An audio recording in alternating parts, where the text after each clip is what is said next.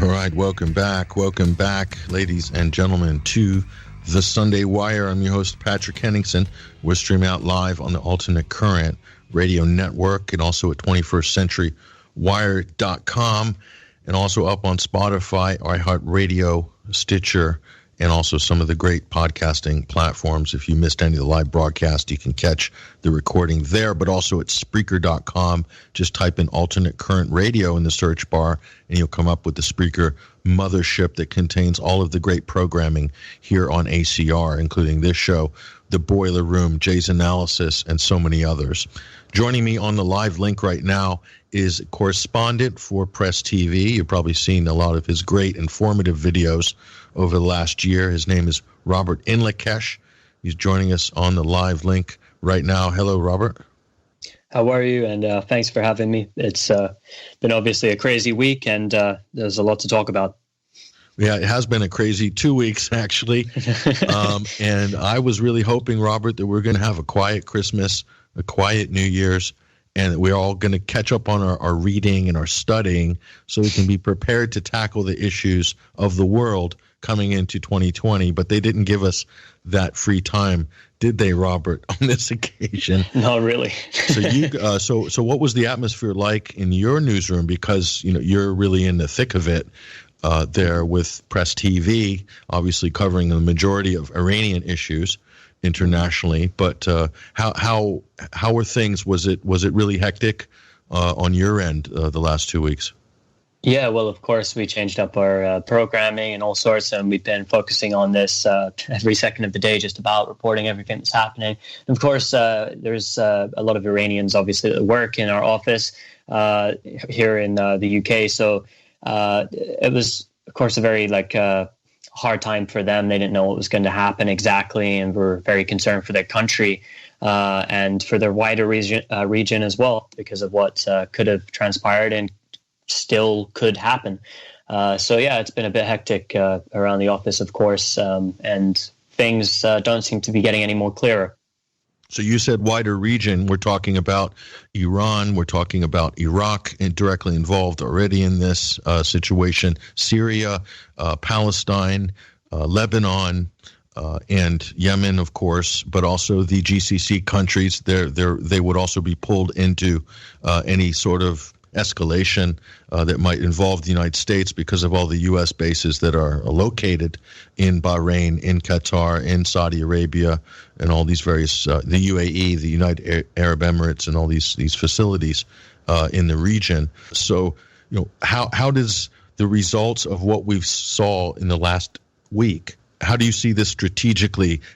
I wanted to get your opinion, Robert, on why the U.S. didn't retaliate after Iran launched its 22 missiles against the 2 U.S. bases in Iraq, because a lot of people were expecting the U.S. was going to retaliate. Donald Trump was on Twitter every 5 minutes. It seemed to be threatening overwhelming force if the Iranians dared to retaliate after the assassination of General Soleimani and Commander al-Muhandis on the 3rd of January.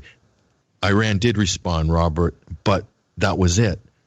Donald Trump came to the White House podium the next morning and said that there were 0 casualties of U.S. servicemen in these Iranian missile strikes, and the United States would be taking no action at this time. Did hint that there might be something in the future, but for all intents and purposes, at that moment, it was a stand down. Why was it a stand down, Robert? What do you think? I think it was a planned stand down. I don't think that the United States were actually wanting, after the assassination of Qasem Soleimani and al-Muhandis, they didn't want to engage in a full-scale war. And the reason I'm saying that is because I believe this operation was carried out in order to do something a lot more strategic and do damage to Iran in a different way. I believe now the plan is, one, that Trump will gain from this, and two, that they will try and cause internal divisions in Iran to try and heat up tensions there and exploit that. The protest movement that was ongoing before the assassination of Qasem Soleimani was heavily infiltrated by the MEK and other groups, and there is a lot going on there, of course, which I won't get into now. But the groundwork for this attack, which took place killing Qasem Soleimani in a illegal strike, came a lot earlier. And I'm going to bring it back now to October of last year when the Israelis, for the Jerusalem Post wrote a report in which they named the top 3 people who would be on a potential Israeli kill list. This is, of course, not proof in of itself of anything because the Israelis would want these people dead. I'm just saying this because this outlines the high profiles of all these people and what threat they pose to Israel according to them.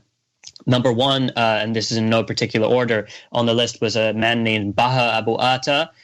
The next was Qasem Soleimani and Sayyid Hassan Nasrallah. Now, 2 of them are dead. In November, after this article came out, in November, the Israelis launched a targeted assassination, a strike, which killed Baha Abu Atta in the Gaza Strip. He was the lead general of Islamic Jihad. He was very respected in Gaza, and to the Gazans, he didn't have the status of Qasem Soleimani, but to Gazans, he was like a Qasem Soleimani. He was sort of seen to be, even though he was with Islamic Jihad and worked alongside Hamas, wasn't exactly with them. So he had a lot of respect even for people who weren't supporters of Hamas or Islamic Jihad in Gaza. When they killed him, the Israelis expected that maybe one of 2 things would happen, that there would be a huge full-scale war, or maybe they could de-escalate. And what ended up happening after a few hundred rockets were fired, most of them fireworks, but some of them got past Tel Aviv, is that Hamas didn't join in, and there was sort of almost they ended the retaliation to Baha Abu Atta's assassination there. Also, throughout last year, the Israelis were striking Syria without a response. Time and time again, they struck Syria, doing great damage to their air defense systems, not striking Iran like they were claiming. These strikes were aimed at the Syrian Arab army. They were aimed at sometimes Hezbollah and smaller groups. And Syria didn't respond. Syria didn't hit them back for it. And also on top of that, when they had the small exchange which occurred between Hezbollah and Israel after Israel flew what appeared to be loitering munitions or suicide drones of some description into southern Lebanon, Hezbollah's response was very calculated. Of course, they pulled off their response attacking an Israeli vehicle, and we can clearly see it was a direct hit and there was deaths. But the Israelis pulled it off to their people. Netanyahu looked like, basically there was no one killed.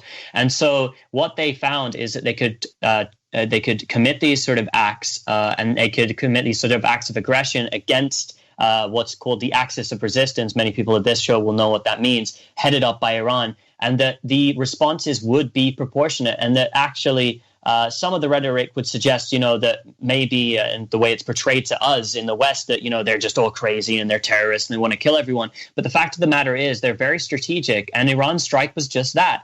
It struck 2 U.S. facilities. It was very strategic. They hit their targets. They sent a strong message to the United States about their capabilities. But what it was is that a lot of the people in the region wanted to see blood actually spilt over this. And the U.S. were betting on that Iran would act rationally, and that it would, this is my opinion, that they betted on they would act rationally. And then by the United States sort of pulling out of it and seeming like, they assassinated to them a man who was a terrorist and a bunch of terrorist forces. They got Iran's top guy. They didn't escalate and cause a war like the media was telling everyone would happen in the United States. And Donald Trump eventually will probably withdraw his forces from Iraq. He will be forced from Iraq. And it's just the plane incident right now that is sort of slowing that process down. But I believe that Donald Trump will probably most likely try and withdraw his troops from Iraq. So in terms of them trying to cause an impact on Iran, the sanctions weren't working to destroy Iran. The protests, which they got heavily involved in, according to all evidence, the MEK was heavily involved in it, wasn't working to take down the Iranian government. So they tried to commit an act which would hopefully, in their opinions, divide people ultimately because of the way they could play it off. Initially, it united everyone. And now they're trying to do what they can to divide not only Iran from its regional allies, but also Iran internally, and try and cause problems there. That's what they're playing at, and that's the game that they're playing at now with their propaganda machine, and trying to sow sort of the seeds of dissent in a lot of people by showing, oh, look, Iran stood down. And that's what they're trying to play, that Iran stood down, when in fact that wasn't actually the case. I believe this is the strategy of the United States. And just now we've received, and I know that you just reported on this as well, that Israel supplied the intelligence for this attack. And it also supplied the initial let's say, testing grounds, which was in the Gaza Strip, Syria, and Lebanon, for what would happen in this scenario. And because the Israelis were involved in this, you saw that Netanyahu instantly sort of tried to distance himself when he was actually fearing that the Iranian response may get larger. And the Israelis got a bit scared about that. Now it's all coming out that the Israelis were in fact directly involved, it seems, and that perhaps the Israelis had a much deeper role in this than we can see. And of course, Netanyahu has his elections coming up in March as well. So he will probably try and get in on this in any way he can when he sees that things have sort of calmed down a little bit. And so he will try and capitalize on that. And we might see that in terms of strikes on Syria, Israel striking Syria. We had some reports, but I believe the Syrian government have disputed the accounts that the Israelis had struck Abu Kamal, which is along the Iraqi-Syria border inside of Syria. So I think this is a very calculated and careful plan which has been implemented. Donald Trump, I don't believe, is smart enough to do this. I think he's a monumental moron, and he doesn't really decide these things. But I think the neoconservatives in his government behind him, and some of these hardline Zionists as well, have been waiting for this to happen. It's a very hawkish move that they committed, and I think they're trying to play this off in order. And this plane scenario has fallen into their hands. And they are really trying their best to exploit it and cause divisions inside of Iran. But this will very likely backfire on the United States and Israel if they take one move in the wrong direction. Yes, and when you say axis of resistance, just to let people know, my understanding of that, Robert, is the axis of resistance is a pan-Arab bloc and Persia. So this is Iran, Iraq, and elements within Iraq that are allied with Iran, of course, and also Syria, Hezbollah, part of Lebanon as well. You can include Palestine as well, of course, naturally, and any other allies that might come into the fore with regards to that group of countries. Is that a fair definition of the axis of resistance? Yes, like you described it, it's sort of a regional alliance, sort of led by Iran. You could say the Quds forces are sort of seen to be the head of it against U.S. Regional hegemony, and of course the Israelis and what they're doing. And the ideology behind it is liberating their lands and getting the people out of their countries, and stopping from people from bombing them and destroying their countries through all the different tactics that they've employed all over. I mean. This, I believe, was very, very planned, and it's been strategically done. And right now, initially, what we saw is that a lot of people, the emotions were heightened. So a lot of people came together. There was a lot of alliances formed, and groups like, for instance, Islamic Jihad in the Gaza Strip, because their backer is Iran, and that's their sort of sole backer is Iran, wanted to fire immediately into Israel in retaliation for the assassination of Qasem Soleimani. But it was Hamas, when they went to Hamas, that told them, stay calm and let's do this together, and let's unite and make sure that everyone goes together, and they can't sort of defeat us by dividing us into blocks and focusing attention on things here and there. I think the big speed bump in this all has been in terms of Iran employing a strategy to combat this move of aggression, this strategy, this chess game that they're engaged in with Iran, which could result in a cataclysmic war in the region, a huge paroxysm occurring throughout. I think Iran really has to deal with this situation with the airliner being shut down. I think that's sort of key to it right now. And the U.S. is going to play everything it can into this. And of course, we've seen Donald Trump jumping on a few protests. A few of them had 100 people, a few hundred people, some had a few thousand people. And suddenly, ignore France, ignore what's happening in Gaza. Nothing's happening there, apparently, according to the media. But this is them calling for the regime to change, and therefore justification for any support the United States may offer to them. And we saw that in Pompeo's speech, actually. Pompeo, when he announced the new sanctions, spoke about backing Iran's protests. And it's funny because when he said that, when he delivered that speech, there was actually no protests at that time. He said, we will continue to back Iran's protests. And when I heard him say that, I had a suspicion that something was going to start again. Not to say that people don't have real emotions for this. Of course they do, and people are very angry and they don't know what's happened with the airliner. It's a very tragic scenario. But I do believe that the United States is going to get in on this in any way they possibly can at the moment. And now we're just sort of waiting to see what Iran's strategy is and what they're going to play at this in order to de-escalate in terms of what's happening internally and what the United States is plotting against them.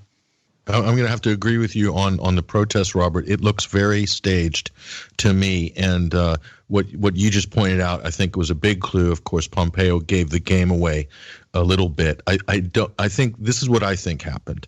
And when I saw the British ambassador out there, doing the virtue signaling, and he got arrested, made a big deal about it on social media. Everyone was passing those photos around. Rob McCarra is his name, I believe. Normally, diplomats, it's not their job to get involved in protests. In fact, that's the one thing you don't want to do if you're an ambassador of a country, is to go out there. This is what Robert Ford basically got the U.S. kicked out of Syria for being directly involved with the Free Syrian Army and all of these so-called uprisings early on. Victoria Nuland did the same thing in Kiev, and so many other examples of this is just not the right thing to do. They thought, I think, this was going to take off. I think what happened, Robert, and you can tell me what your opinion is, my analysis of this looks like they planned to do these protests for a while now. They kicked them off through whoever agents they have on the ground, agents of influence. And I saw, because the slogans as well were death to liars and so forth. I don't think they were expecting Iran to come out to apologize so early. Some people would say that they should have apologized or said that it could have been an accident earlier, but whatever, it happened the way it did. But they did make this public statement saying that this is we hugely regret what happened. This looks like it's been an accident. I think that took the wind out of America's or the clandestine effort to make these protests into some grand uprising. That Iran actually just slightly beat them to the punch there. What do you think? I think in terms of what's happened, I mean, unfortunately, what happened with Iran is they came out and they said that they sort of said with conviction that there was no missile that shot it down. And then they changed their story. And the thing is that they've admitted it. They've done, the adult thing, and they've said exactly what happened there. And there's still people there. They have question marks around these, what are they, Book M1 air defense systems, because of the fact that Israel was given the codes to these systems quite some time ago. So there's still some questions around that people are passing around. But it seems that Iran are just saying that this was a mistake and that unfortunately people came out and they didn't listen to Ayatollah Khamenei, who said initially, this is what we're hearing anyway. He told everyone to say, just to either be quiet or to say what happened initially when they found out what happened. But people sort of jumped it. And the U.S. has jumped on this and tried to paint Iran as being some sort of foul player, as a liar. I mean, they've just came out and said in front of the world, we did it. Now, that looks like sometimes that can be very embarrassing for people. And they've came out and they've said it and they've admitted it because it's the truth. And they shot it down. Their systems had shot down the plane. But the United States, it doesn't matter what the truth is. It's like the strike on the U.S. bases. It doesn't matter what the truth is. It's what the narrative is, which most of the people are made to believe. It's the same thing with the arresting of the ambassador. Even the UK is, they're not wanting some sort of retaliation. But if you look at everyone, I believe it was Emily Thornberry that went on to, I can't remember, some show on the BBC, and she was questioned about it, and they're like, well, what's the retaliation? What's the retaliation?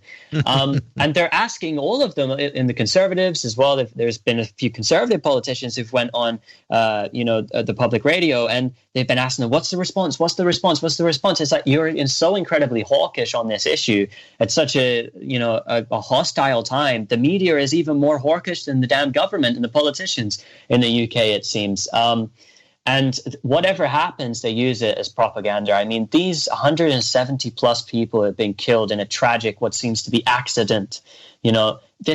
They're being used. Their lives are being used as tools of the U.S. empire and propaganda. And that's what's so disgusting about this, is that Canada, that the United States, that Britain, and the media are attached to these entities as well, are using this in order to beat down and try and run regime change in Iran.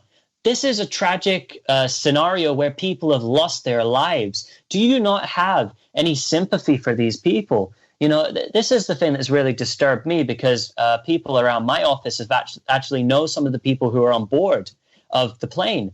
Have some respect for the people that died, and don't pump it for the media as a tool to use against Iran. And that's what they're doing. It just shows how disgraceful the reporting is on this. It's like the reporting on Qasem Soleimani. There was no questions asked about Qasem Soleimani and who he was. And, nobody knew who he was before in the West, before he was assassinated. And they completely omitted the fact that not only did he defeat ISIS and Al-Qaeda, helped defeat ISIS and Al-Qaeda inside of Syria and Iraq, he actually, the PMU, at the time the PMU were fighting Daesh in Iraq, the United States were actually running an air operation at the same time. So even by their own words, they were supporting a terrorist.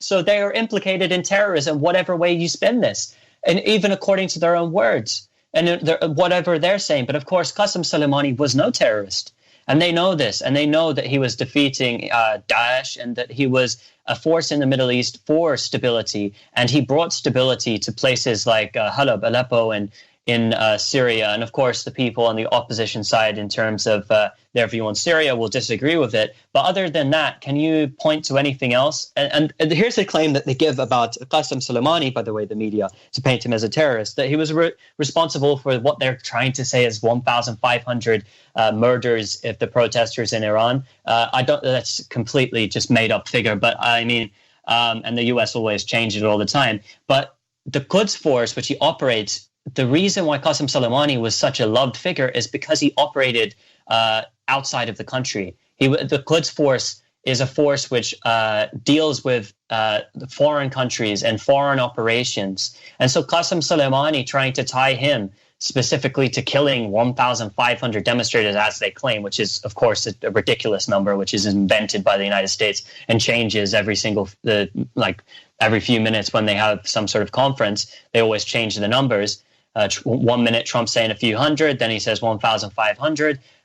So this is the sort of way the propaganda machine works. It smears the dead. It justifies and propagates points so that illegal actions can be taken, like these drone strikes, and it also justifies supporting regime change movements inside of different countries, like we've seen inside of Syria. It's the exact same playbook. We've seen the same thing in the build-up to Iraq and in Syria inside of Iran now, whether it be the internal protests that they're supporting, and I assume they'll be trying to make these protests more violent, or in terms of justifying the killing of Qasem Soleimani. It's the same thing that we've seen with Libya, Iraq, Syria, and of course Afghanistan. The same propaganda. It works the exact same way every single time. And the media, they just have no shame, it seems. They just do the same thing time and time again.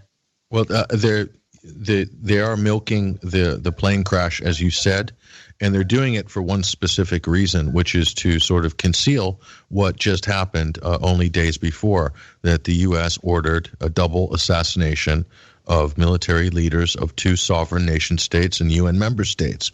So, and did this by basically evading U.S. Congress and Senate, and still won't answer any questions as to providing intelligence that was supposedly the pretext for taking that action. So this tragedy has provided a great distraction that they're all milking, the Western media, Western politicians, and it is pretty shameless, as you said.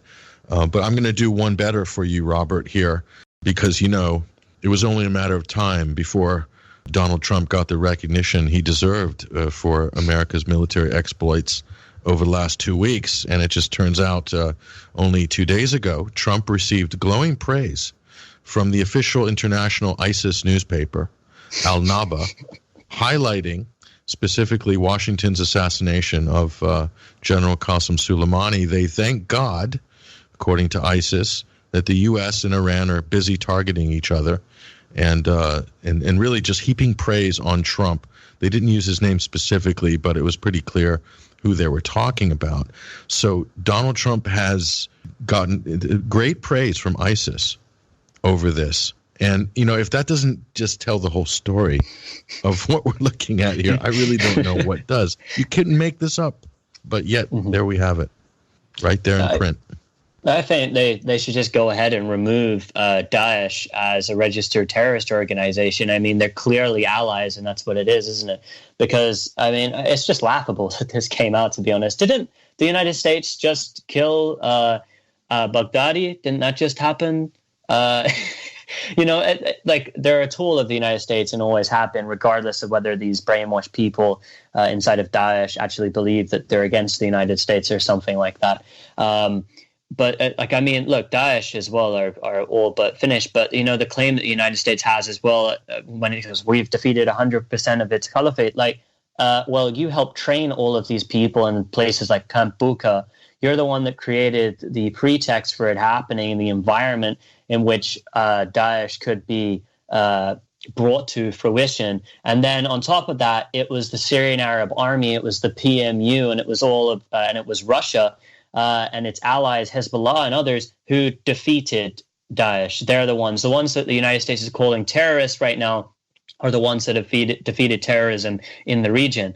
And now we see stability in all of the places which have been liberated by these forces. We don't see just random suicide bombings going off by the PMU every other day, blowing people up or forcing them to live under these horrible subhuman standards like we see with Daesh and the Al-Qaeda groups, which the United States continually funds inside of Syria and keeps there as its proxy forces. We don't see that. I mean, the United States is laughable, but the most laughable thing about all of this is the media, the way they hype it up, and the propaganda machine behind the U.S.'s actions, Israel's actions, France and the U.K.'s actions, because in the region, Iran doesn't have the right, apparently, to respond proportionately, even with what it did. Which didn't, as far as we have any evidence for, didn't kill any U.S. troops. They're not allowed to do that, but the U.S. is allowed to commit illegal drone strikes in a country which they invaded. First, they bombed it, destroyed its infrastructure, killed hundreds of thousands of people, sanctioned it, killed 800,000 children because of the sanctions. Then they went in and removed the government, and then they installed a new government. ISIS came, and then they were obliterating everything. They provided all of this. So the whole thing which is created in that country is because of the United States. They're still in there since 2003. They're still there, and they committed an illegal drone strike with no permission from the Iraqi authorities on their sovereign soil and kill a lead general of another foreign country, and that's not subjected to any sort of condemnation. It's just how we did it and what timing we did it, and Donald Trump did it. That's the only thing you can find wrong, because unfortunately we have this Orientalist worldview that's pushed onto us since birth inside of the West, where we think that, these people subconsciously, deep down, we believe these people are different to us and that we have the power to exert military action in these places, and we can be beyond the law. And the law doesn't apply to the United States. It doesn't apply to the United Kingdom, the rest of Europe. It doesn't apply to Israel. It only applies to those, Arab countries or those third world countries. It only applies to Venezuela, and we'll use it against Venezuela when it's not even the case and lie about it. And this entire scenario that we have right now is because of the propaganda machine that's allowed it to happen, allowed it to operate, and allowed these politicians to continually get votes regardless of what they do, and the people to remain in the governments. And the way that they portrayed it all, I mean, time and time again, when are we going to stop believing all of these lies? When are we going to stop believing the propaganda? I mean, people are starting to break ranks with what's happening, but Donald Trump has drawn in this big crowd of people that really believe this rhetoric, and now he's the new hero for them. And they keep doing that time and time again and duping us with new politicians, new faces, and putting the same propaganda forth, and we eat it up every single time. Iraq, Libya, Afghanistan. We were trained to hate the people of Vietnam. We were trained to hate the Japanese. We were trained to hate the Koreans. Whenever they want to go to war with some place, whenever they want to justify it, they have to dehumanize the people. They have to apply double standards. And in order to keep that going as well, It's just flat out racism. The fact that we even have a question in the Middle East of why Iran should not have a nuclear weapon. That's none of your damn business unless you're going after Israel, which is in the region, sitting on around 300 nuclear weapons, as far as we have information to believe, up to 300 nuclear weapons. And Iran's not allowed to have one. Why? Because they're Muslim? Why? Because they're brown people? Is that why they can't have nuclear weapons? Why? What justification? Like, the Israel doesn't have to sign the non-proliferation agreement. And why is it? If you imagine if Iran assassinated a top general of the United States, the response that would come and what people would say about it. Now, Iran has actual justification of calling a lot of generals in the U.S. Army and the things that they've done terrorists, and saying that they've committed terrorist acts, because, in fact, they have in the various countries that they've invaded and killed.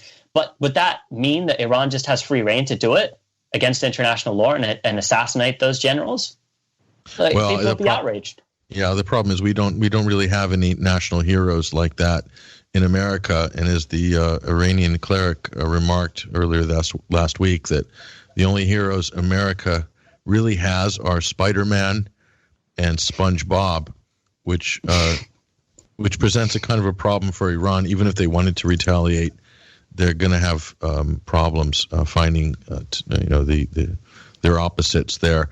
So he's having a joke, obviously, but he's kind of Donald Trump tweets out in Farsi because there's a few hundred protesters out yesterday in Tehran, but 5-7 million people come out for the funeral to pay their respects to Qasem Soleimani, and of course that doesn't register on the U.S. radars because obviously they're trying to play a game here, and I think people are becoming quite wise to the game now.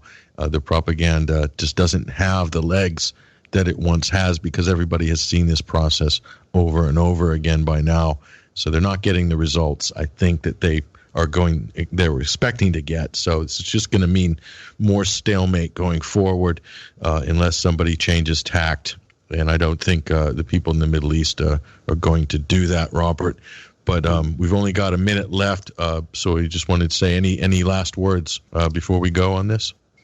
Again, I want to reiterate the point that what I believe has happened in the region, and this came from multiple sources inside of Gaza, Iran, and also in Syria that believe this, is that this was all a plan that was not intended to create an all-out war in the region like it could have escalated into.